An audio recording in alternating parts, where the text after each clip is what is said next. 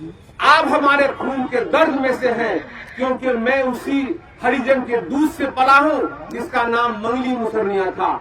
मेरे पिता उसी मंगली मुसरनिया का दूध पीकर जवान हुए और उसका बाल बच्चा अभी मेरे गांव में है। उसको मैं ठाकुर काका कहता हूँ, फसल काका कहता हूँ, फेगड़ू काका कहता हूँ।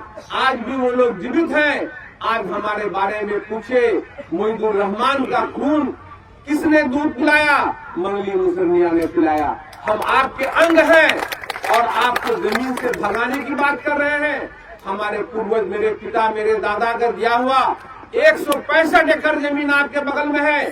आप इस जमीन को भी रखें, उस जमीन को भी कब्जा करें, और जरा भी कुछ हो हमें तुरंत खबर मिलनी चाहिए। मासूम हो जाता है, हम आपके अंग हैं, हम आपके खून हैं, और आपको उस तरह का बर्ताव मिलेगा जिस तरह से हमारे खून का रक्तचाप चलता है, एक हरिजन का, एक मुसलमान का, इसी तरह मिलेगा।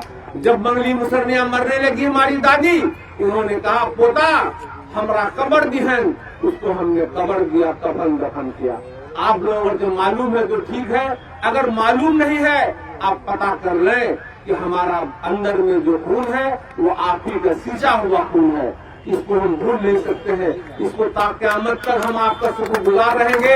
आप अगर हमारा खाल का चमड़े का जूता बनाकर भी पहन लेंगे, हम उसका हक को अदा नहीं कर सकते हैं, क्योंकि मेरा बदन में वो वजूद है। मंगली मुसरनिया का जब तक खा बोलेगा, मैं उस वक्त तो वह बोलूंगा। आपको जब भी जिस वक्त जिस चीज की जरूरत हो, हम हर वक्त तैयार हैं। हम मासूम साहब को भी कह के जा रहे हैं, इस वक्त कहीं भी हो, जरा भी किसी बात का हर्क हो, हम तुरंत आपके साथ तैयार हैं, ताकि उन लोगों को बेघर होने नहीं दिया जाएगा।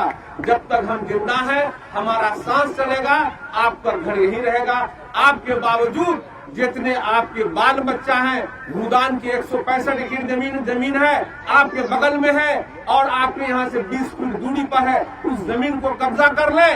सिर्फ उसमें से 18 एकड़ जमीन भूदान को दिया गया, सारी जमीन बची हुई है। जब चाहे उसको आप कब्जा कर सकते हैं। मैं बातें तो बहुत सारी बातें हैं, क्योंकि बहुत सारे लोगों को जाना भी है, बहुत दूर जाना है, ताकि वक्त की कमी है। मैं इन्हीं शब्दों के साथ मैं अपनी बातों को खत्म करता हूँ। अस्सलाम वालेकुम रहमतुल्लाहि व बरकातहू।